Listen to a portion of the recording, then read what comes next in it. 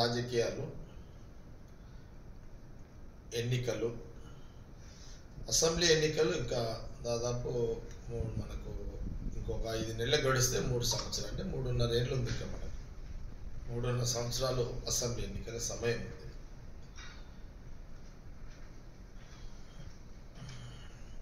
సహజంగా ఏ రాజకీయ పార్టీలో అయినా సరే అంతర్గత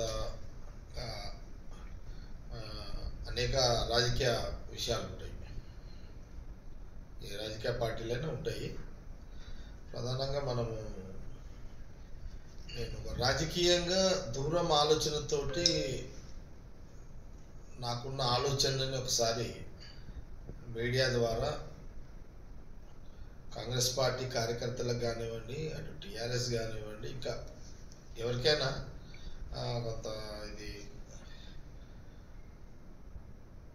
కొంత ఆలోచన చేసే యొక్క విధంగా ఉంటుందని నా అభిప్రాయం. మనము ఈ ఒక వారం రోజుల నుంచి, ఒక 1 వీక్ నుంచి మనము ఈ లేఖలు, రాజకీయ లేఖలు, బీఆర్ఎస్ పార్టీకి సంబంధించి లేఖలు, కేసీఆర్ కుటుంబంలో లేఖల కలకలం, కుటుంబంలో కలకలం, దాని మీద వివరణలు, దాని మీద ఒక చర్చ,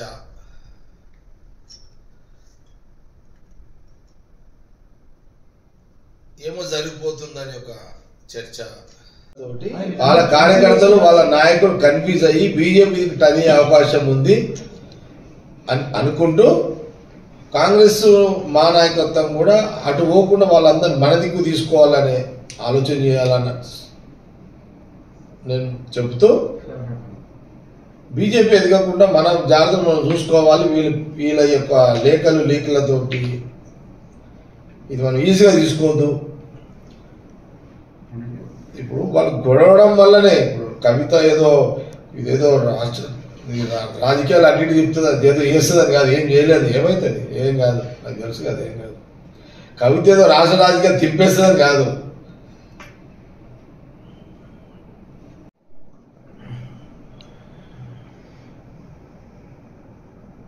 అంటే నా ఆలోచన ఏంటంటే, వీళ్ళు కొట్లాడుతూ అందులో కార్యకర్తలు, నాయకులు బీజేపీ దిక్కు పోకుండా మన దిక్కు మలుచుకునే ప్రయత్నం మనం చేసుకోవాలి.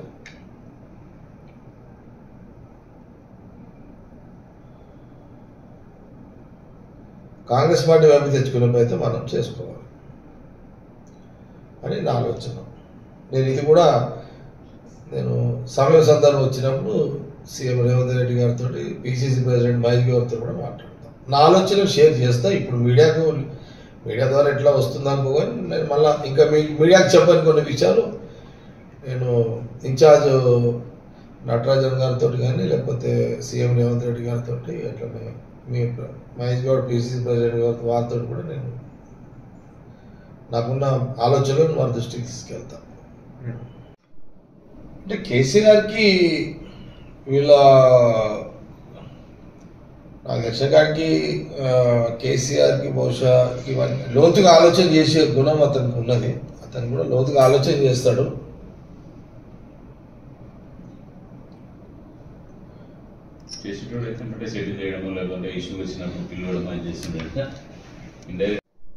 బలంగా లేనిది ఏ పార్టీ అయ్యంటే రాష్ట్ర రాజకీయాల్లో బీజేపీ.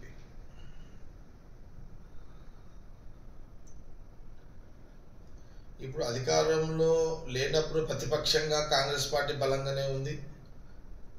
ప్రతిపక్షంలోనే కాంగ్రెస్ పార్టీ బలంగా ఉన్నప్పుడు సహజంగా గవర్నమెంట్ వచ్చినాక బలంగానే ఉన్నది. బీఆర్ఎస్ ఉద్యమం పేరు మీద రాజకీయంగా బలంగా ఎదిగింది. ఆ ఉద్యమం నేపథ్యంలోనే ప్రజలు కేసీఆర్కి పట్టం కట్టారు. కేసీఆర్కి పట్టం కట్టింది తెలంగాణ ప్రజలు రాజకీయ పరంగా కాకుండా. ఏంటంటే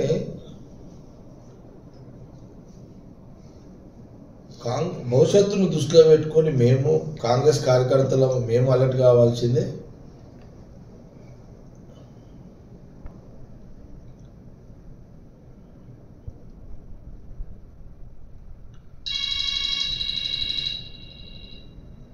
కేసీఆర్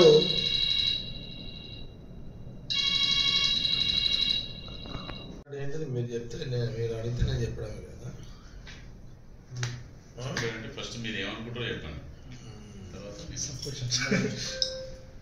ఓకే.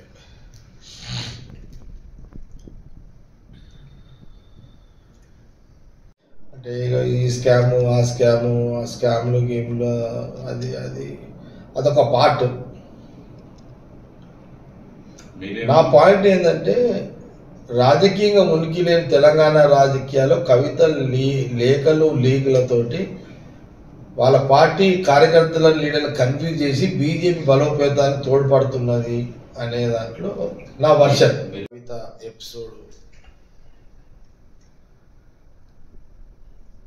ఇవన్నీ మనము ఈ వారం రోజుల నుంచి మీడియాలో జరుగుతున్నటువంటి రాజకీయ కథలు,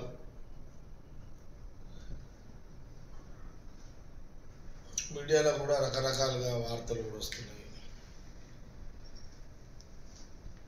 ఎలక్ట్రానిక్ మీడియా, ప్రింట్ మీడియా,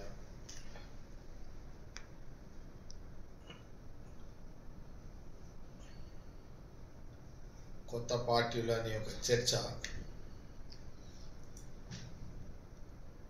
ఈ రకమైన చర్చ జరుగుతుంది ఈ వారం రోజుల నుంచి మీడియాలో.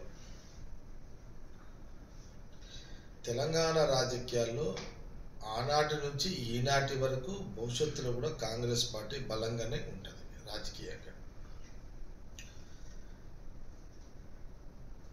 స్వాతంత్రం వచ్చిన కాడి నుంచి స్టిల్ ఈ రోజు వరకు, రాష్ట్ర విభజన తర్వాత 10 సంవత్సరాలు ప్రజలు కేసీఆర్కి అవకాశం ఇచ్చారు. 10 ఏళ్ల తర్వాత కాంగ్రెస్ పార్టీకి అవకాశం ఇచ్చారు. ఇప్పుడు కాంగ్రెస్ పార్టీ ముఖ్యమంత్రి రేవంత్ రెడ్డి, ఇది జగమెరిగిన సత్యం. ఇప్పుడు కాంగ్రెస్ పార్టీకి, కాంగ్రెస్ గవర్నమెంట్కి రాజకీయంగా ఎలాంటి ఇబ్బంది లేదు. ఈ లేఖలతోటి, కవిత లేఖలతోటి కూడా కాంగ్రెస్ పార్టీకి వచ్చే రాజకీయంగా కాంగ్రెస్ పార్టీకి ఎక్కడ కూడా నష్టం వచ్చింది ప్రస్తుత పరిస్థితుల్లో.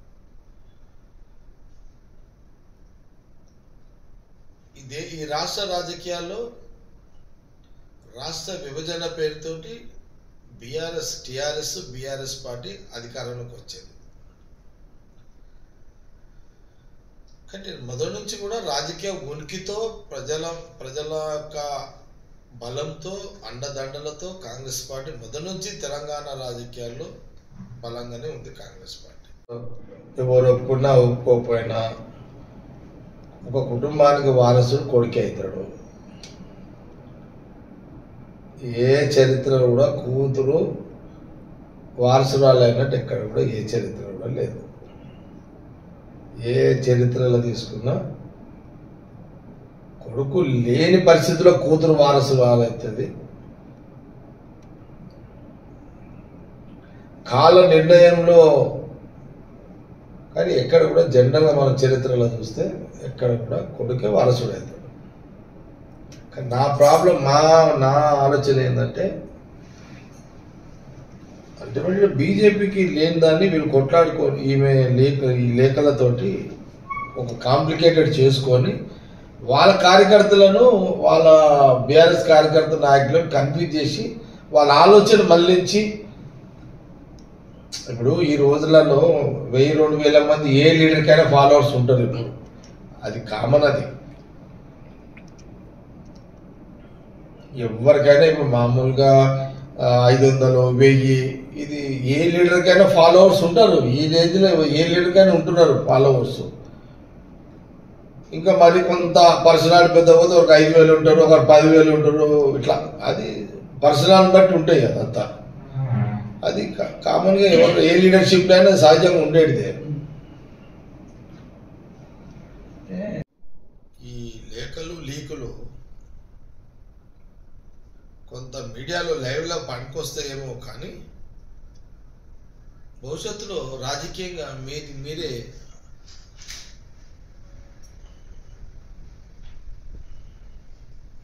రాజకీయ ఆత్మహత్య చేసుకుంటూ బీజేపీని పెంచుతున్నట్టుగానే నాకు వచ్చినటువంటి అనుమానం. ఇది ఎవరు నేనని కాదు, నేను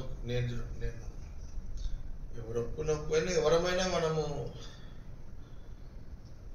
అసలు కేసీఆర్ లేకపోతే బీఆర్ఎస్ లేదు కదా, పార్టీ లేదు కదా.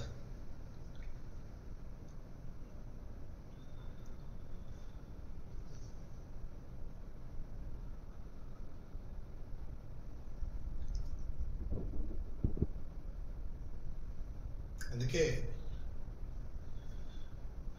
కేసీఆర్ దేవుడు అంటూనే కేసీఆర్ కొంప ముంచుతున్నది. మా బదాలు ఏంటంటే మీ కొంప ముంచుకోండి, కానీ మా జాతీయ రాజకీయాల్లో నుంచి మొదలుకుంటే రాహుల్ గాంధీ గారు, వారి కుటుంబము, ఈరోజు రాష్ట్రం వరకు వారి నాయకత్వంలో మేము ఎప్పుడు కూడా బీజేపీకి వ్యతిరేకం.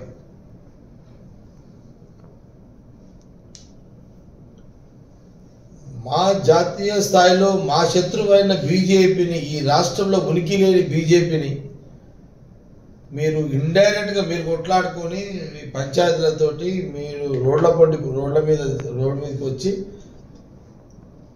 మీరు బీజేపీని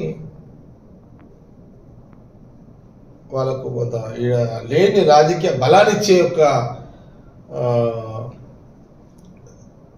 పరిస్థితులు ఈ లేఖలు, ఈ లీకులు.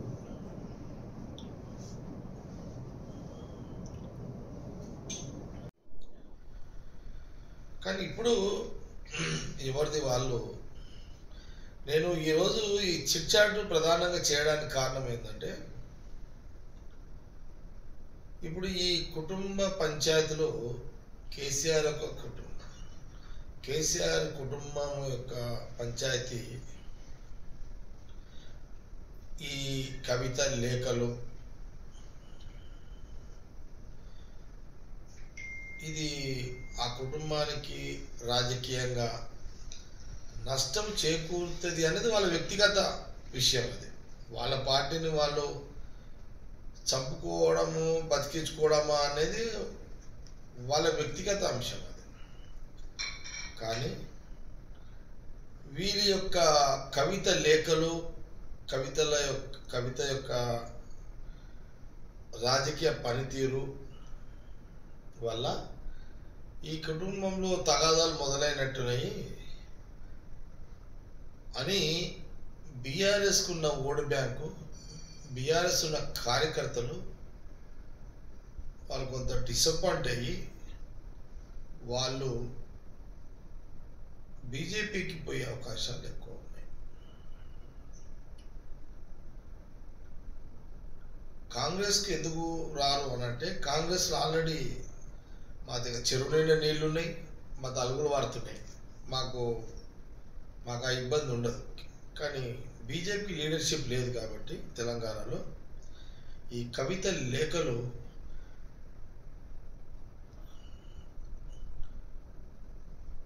బీఆర్ఎస్ని ఉన్న కార్యకర్తలను, వాళ్ళ నాయకులను కన్ఫ్యూజ్ చేసి వాళ్ళందరూ భవిష్యత్తులో బీజేపీ దిక్కుపోయే ప్రమాదం ఉందనేది నా యొక్క ఆలోచన. తండ్రి గురించి పూర్తి అవగాహన కూతురుకు లేకపోవడం దురదృష్టకరం, రాజకీయంగా అవగాహన లేకపోవడం దురదృష్టకరం.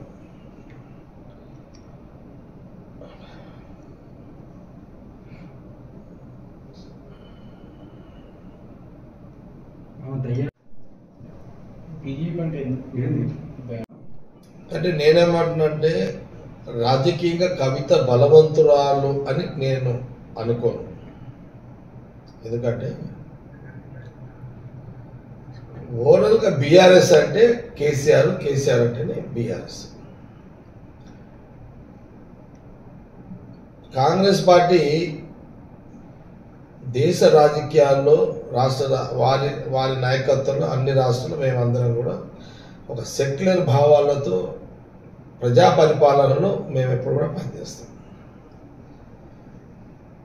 బీజేపీ ఎప్పుడు కూడా హిందూ మత రాజకీయాలతోటి వాళ్ళ ఉనికిని కాపాడుకునే ప్రయత్నం వాళ్ళు చేస్తారు. కాంగ్రెస్ తర్వాత రాష్ట్ర రాజకీయాల్లో ప్రాంతీయ పార్టీగా బీఆర్ఎస్ కూడా సెక్యులర్ భావాలతోనే ఉంటుంది.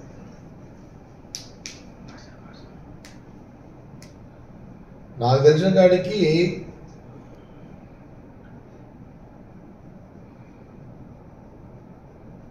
కేసీఆర్ రాజకీయాల్లో ఉన్నంత కాలం ఆయన ఉనికి ఉంటుంది, కానీ కుటుంబం యొక్క ఉనికి ఉండదు అనేది నా అభిప్రాయం. ఈరోజు నేను ఈ చర్చ చేయడానికి కారణం కూడా ఏంటంటే, వీళ్ళు కేసీఆర్ యొక్క కుటుంబము ఎవరిది వాళ్ళే పొలిటికల్ పర్సనల్గా ఊహించుకొని తండ్రి మీద దండయాత్ర చేస్తూ బీజేపీ పార్టీని వాళ్ళు కొంప ముంచుకుంటూ బీజేపీని పెంచి పోషించే రాజకీయంగా పెంచే విధంగా ఈ యొక్క వీళ్ళ పరివర్తన ఉంది. కాబట్టి కాంగ్రెస్ పార్టీకి శత్రువైన బీజేపీ బలంగా లేదు, రాజకీయ బలంగా లేదు. తెలంగాణ రాజకీయాల్లో లేని బలాన్ని కవిత లేఖల లీకులతోటి ఈ జనాలకు ఏమొస్తుంది, బయట ఏమనుకుంటారు, వాళ్ళ ఓటర్స్ బీఆర్ఎస్ ఓటర్స్ కానీ బీజేపీ కార్యకర్తలు ఏమనుకుంటారు, సరే ఇక వీళ్ళ ఇళ్ళ పంచాయతీ నడుస్తున్నది, సరే కాంగ్రెస్ లాంటి ఆల్రెడీ ఆడ ఎక్కువ లీడర్షిప్ ఉంటుంది, ఆడ అవకాశాలు ఉన్నాయి, బీజేపీకి పోదామని వాళ్ళ బీఆర్ఎస్ కార్యకర్తలు వాళ్ళ నాయకులు అనుకొని అటు దిక్కుపోయే ప్రమాదం ఉంటుంది, అట్లా బీజేపీకి ఎదుగుదల వచ్చే అవకాశం ఉంటుంది అనే ఆలోచనలు. నేను మాకు వచ్చే మా నష్టం ఏంటంటే మాకు నష్టం కాదు, వీళ్ళు వాళ్ళ ఇంటి పంచాయతీని బీజేపీకి ఉపయోగపడే విధంగా ఉంటుంది, వీళ్ళు పంచాయతీ చేసుకుంటూ పోతుంటే అనేది అంతే కదా. వాళ్ళ కార్యకర్తలు నాయకులు డిస్టర్బ్ అవుతారు కదా, బీఆర్ఎస్ కార్యకర్తలు నాయకులు డిస్టర్బ్ అయ్యి వీళ్ళు కొట్లాడుకుంటున్నారు, వీళ్ళంతా ఏది పంచాయతీ అనేది మనకు అని వాళ్ళు మాకు కొంపలు మూస్తారని వాళ్ళు అనుకొని, వాళ్ళ కార్యకర్తలు లీడర్స్ అనుకొని బీజేపీకి పోదాము టైం చూసుకొని అనే ఒక పరిస్థితులు వస్తాయి అన్నమాట. వీళ్ళు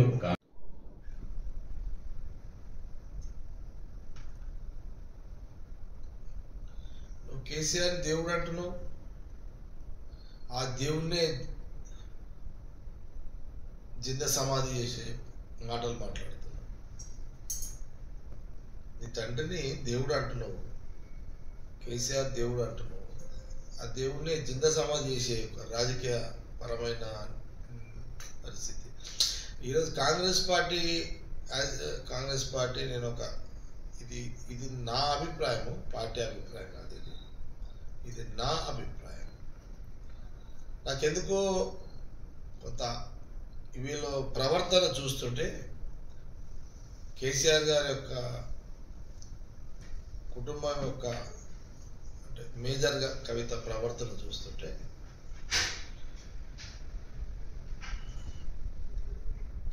ఏదో డిప్రెషన్లో ఉండి తొందరపడి ఈ యొక్క లేఖలు విడుదల చేసి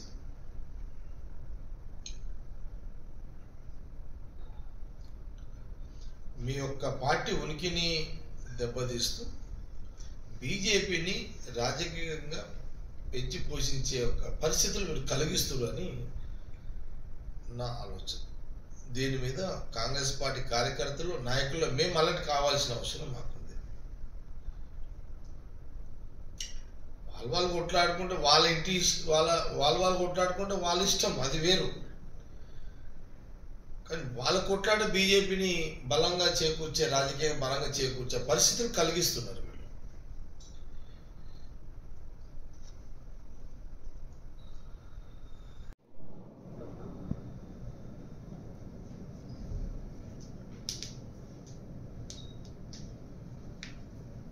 మీరు ఎవరిని అలర్ట్ చేస్తున్నారు?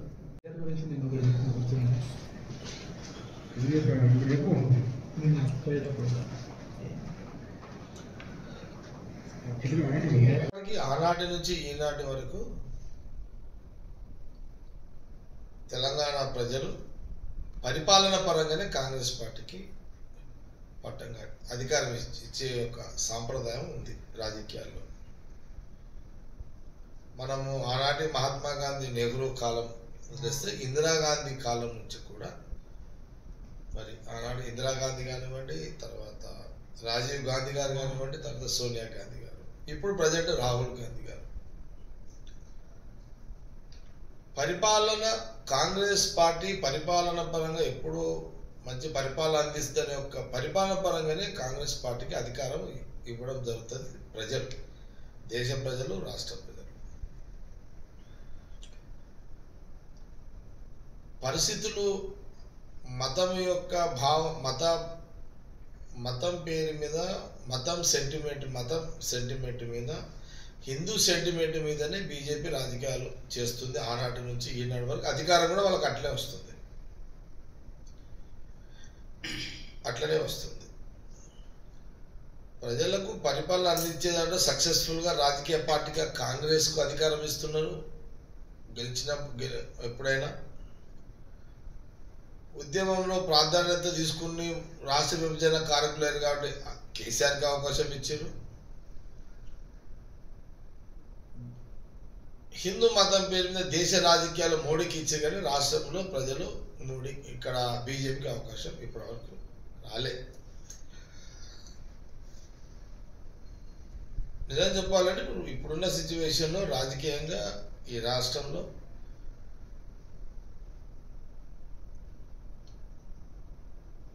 ఫస్ట్ కాంగ్రెస్ ఉంది రాష్ట్ర రాజకీయాల్లో, రెండో స్థానంలో బీఆర్ఎస్ ఉంది, మూడో స్థానంలో బీజేపీ ఉంది.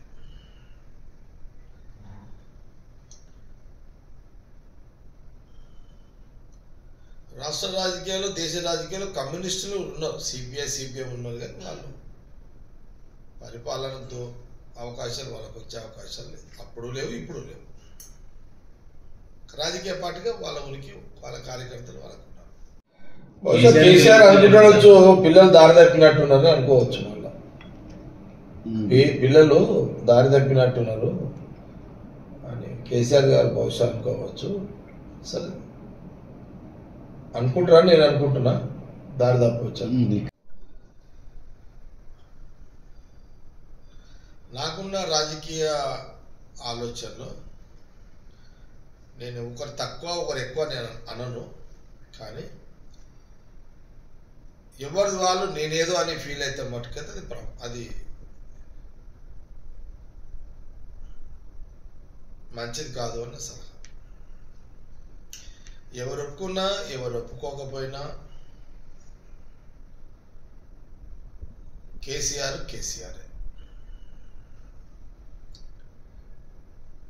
కేసీఆర్ తోటి ఆ పార్టీ ఉనికి, కేసీఆర్ తోటి ఆ కేటీఆర్ కానీ, హరీష్ కానీ, కవిత కానీ. కేసీఆర్ అనే నాయకుడు అనేవాడు లేకపోయి ఉంటే ఈరోజు కవిత, కేటీఆర్, హరీష్ లీడర్లు కాదు, వాళ్ళు లీడర్లు కాదు. కవిత కూడా డైరెక్ట్గా లీడర్ కాదు, ఒక తండ్రి కూతురుగా లీడర్గా ఎస్టాబ్లిష్ అయింది. నేను చూసిన నిన్న కవిత మా నాయన దేవుడు చుట్టూ దయ్యాలు ఉన్నాయని చెప్పి, దేవుడు అంటూనే మీ నాయనని అటు దేవుడు అంటున్నావు, ఇటు దయ్యాలు అంటున్నావు. మిమ్మల్ని ఏ చెట్టు అయితే కాపాడుకుంటు, మీ చెట్టు నీడలా బతుకుతారో మీరు ఆ చెట్టుని నరికే ఒక, అది అంటారు చూడు, మనం కొమ్మ మీద కూర్చొని తన కొమ్మని తను నరుకున్నట్టు మీరు నరుక్కోండి, మీరు ఏమనగండి, మాకు సంబంధం లేదు. కానీ మీ నరుకునుడు, ఈ లీకులు, ఈ లుకలుకలు, మీ లీకులు, ఇవన్నీ అటు బీజేపీని బలాన్ని చేకూర్చేటట్టుగా ఉన్నాయి. ఇంత మీరు ఏదో రాజకీయ నాయకులుగా అంటున్నారు కదా, ఈ ఆలోచన మీకు ఎందుకు లేదు?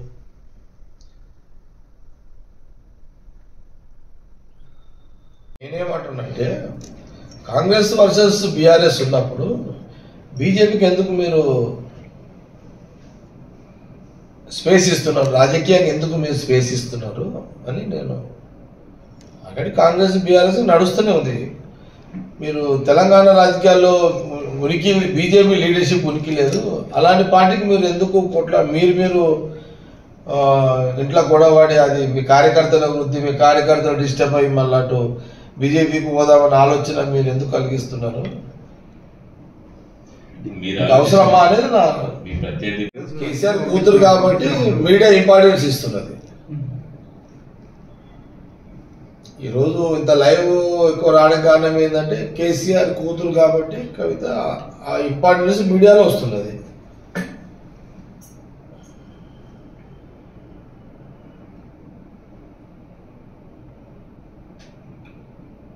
ఒక కుటుంబం ఒక ప్రాంతీయ పార్టీ నడుస్తుంది కాబట్టి చర్చకి దారితీస్తున్నది.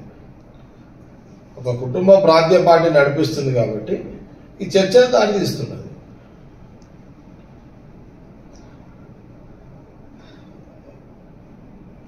ఈమె లేఖలు మా ప్రధాన పార్టీ మాకు శత్రువైన బీజేపీని బలాన్ని పెంచడానికి వాళ్ళ కార్యకర్త నాయకులను కన్విన్స్ చేస్తున్నారు అనేది నా అభిప్రాయం.